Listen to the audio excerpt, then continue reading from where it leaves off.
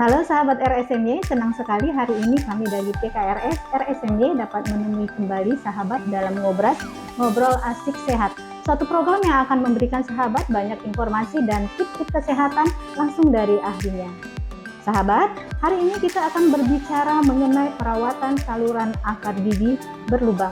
Bersama narasumber kita, Dr. Gigi Lipur Kurniawati SPKG, yang merupakan salah seorang dokter spesialis konservasi gigi yang ada di RSMY. Kita sapa narasumber kita. Halo dok, selamat siang. Selamat siang. Apa kabarnya dok? Alhamdulillah baik. Sehat ya, sehat. Terima kasih dokter sudah hadir hari ini dalam Ngobras PKRS RSMY. Jadi apa sih dok yang dimaksud dengan perawatan saluran akar pada gigi berlubang? Baik.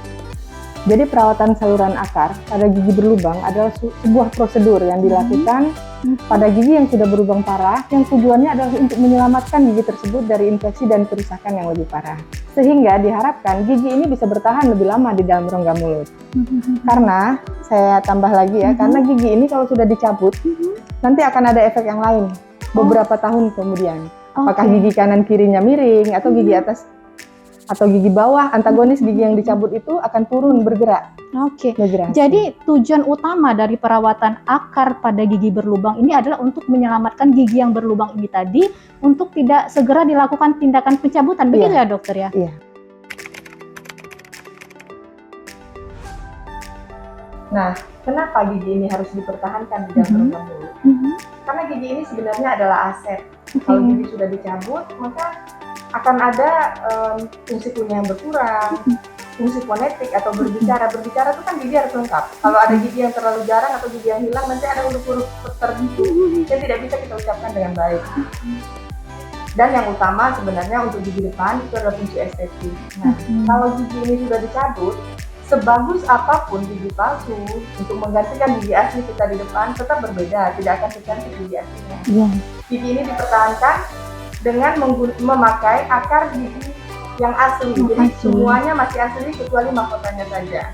Akar masih asli dan gigi ini tidak bisa dilepas oleh pasien, maka akan terlihat lebih natural daripada gigi palsu. Tidak bisa.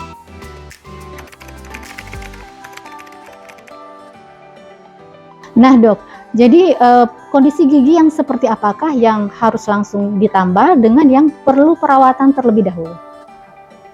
Jadi gigi bisa langsung ditambal ataukah pada kunjungan hari itu ataukah perlu 2 kali kunjungan atau perlu banyak kunjungan karena harus dilakukan perawatan saluran. Tergantung apa? Tergantung diagnosanya. Diagnosa ini kan ditentukan oleh dokter giginya berdasarkan anamnesa, cerita pasien, keluhannya apa, kemudian pemeriksaan fisik atau klinis setelah kita melihat kedalaman lubangnya. Dan terakhir biasanya perlu diagnosa penunjang, perlu pemeriksaan penunjang. Foto kalau untuk konservasi saya biasanya dengan bronzer foto periapikal. Kalau lubangnya tidak terlalu dalam, misalnya dia karya superficial atau media, dan rata-rata pada saat ini pasien belum ada keluhan. Itu bisa langsung ditambah. Bisa kalau langsung ada ditambah. keluhan biru sedikit, masih pulpitis reversible, biasanya dia dua kali kunjungan karena harus paketin terlebih dahulu. Tapi kalau sudah infeksinya masuk ke dalam pulpa atau saraf pada gigi, maka dia harus perawatan saluran akar. Perawatan saluran akar ini dengan kunjungan berulang ya, tidak bisa 1 atau 2 kali kunjungan. Pulpitis itu apa dok untuk bahasa awam di masyarakatnya? Pulpitis itu adalah keradangan pada pulpa. Pulpa itu saraf di gigi kita itu namanya jaringan pulpa. Jadi pulpitis, itis artinya kan radang, pulpa ada keradangan pada pulpa makanya nama pulpitis. Kalau kita taunya sakit gigi. Sakit gigi. Ya, sakit gigi. Kapan dia disebut irreversible? Itu ketika ada keluhan spontan. Jadi gigi itu biasanya kalau ngilunya kena dingin, air es, kena angin begitu, itu biasanya dia masih bisa langsung ditambal. Tapi kalau sudah berdenyut spontan, tiba-tiba lagi duduk diam tengah malam tidur berdenyut spontan sampai nggak bisa tidur, biasanya infeksinya sudah masuk ke pulpa. Prosedur perawatan saluran akar itu memiliki tahap yang cukup banyak. Jadi apa yang kita lakukan pada saat perawatan saluran akar? Sebenarnya perawatan saluran akar itu tujuannya adalah membersihkan saluran akar ini dari jaringan-jaringan gigi yang sudah mati dan bakteri yang ada di dalam itu, sehingga infeksi itu hilang. Dan diharapkan ke depannya gigi ini menjadi sembuh. Kalau sembuh, tidak ada infeksi, tidak ada keluhan, atau tidak sakit, gigi ini kan bisa dipakai mengunyah. Perawatan saluran akar itu tujuannya agar fungsi gigi ini lebih panjang berada di dalam rongga mulut kita. Tidak serta-merta dicabut, sakit sedikit dicabut.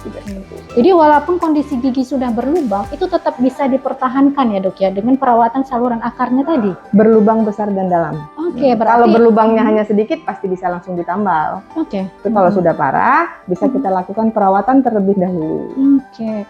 Berarti dengan kata lain, pencabutan itu adalah pilihan terakhir dok? Ya, benar. Pencabutan adalah pilihan terakhir. Tindakan-tindakan seperti yang dokter sampaikan tadi itu bisa dilakukan di RSMY dok? Bisa. Oke. RSMY dengan alat-alat yang cukup lengkap ya. Kita sudah, alhamdulillah alat-alat untuk endodonsi sudah lengkap. Oke. Jadi kita bisa melakukan perawatan saluran akar di sini. Bisa dilakukan di RSMY ya dok ya. Layanan ini bisa untuk pasien BPJS dok atau hanya untuk pasien umum saja? Pasien BPJS bisa, umum juga bisa. Kalau untuk pasien dengan layanan jaminan kesehatan itu prosedurnya seperti apa dok? Kalau kita di sini kan, kalau ada rujukan, intinya rujukannya ada, kita kerjakan. Rujukannya ke gigi endodonsi. Jadi kalau rujukannya ke gigi endodonsi, otomatis akan masuk ke poli endodonsi, bukan ke poli gigi. Baik, jadi tindakan perawatan pada saluran akar gigi berlubang tadi itu dilakukan di poliklinik endodonsi. Jadi poliklinik gigi dengan poliklinik endodonsi itu berbeda dok? Berbeda. Letak perbedaan utamanya di mana dok? Poliklinik gigi adalah poliklinik gigi umum. Kalau spesialisnya di RSMY kita punya 3 spesialis, yaitu endodonsi, gigi endodonsi, kemudian prostodonsi dan ortodonsi. Baik, berarti Rumah Sakit M Yunus Bengkulu sudah memiliki layanan tersebut spesialis. Ya dok ya. Maaf, saya mungkin ingin membantu menjelaskan sedikit. Jadi untuk 3 poli kita, poli spesialis kita di M Yunus ini, yang pertama adalah poli gigi endodonsi, itu untuk melakukan perawatan saluran akar agar gigi bisa bertahan lebih lama di dalam rongga mulut. Yang kedua adalah poli prostodonti. Prostodonti ini adalah poli gigi palsu. Jadi gigi yang sudah ompong mau diganti dengan gigi palsu, kebetulan kita sudah ada alatnya di sini.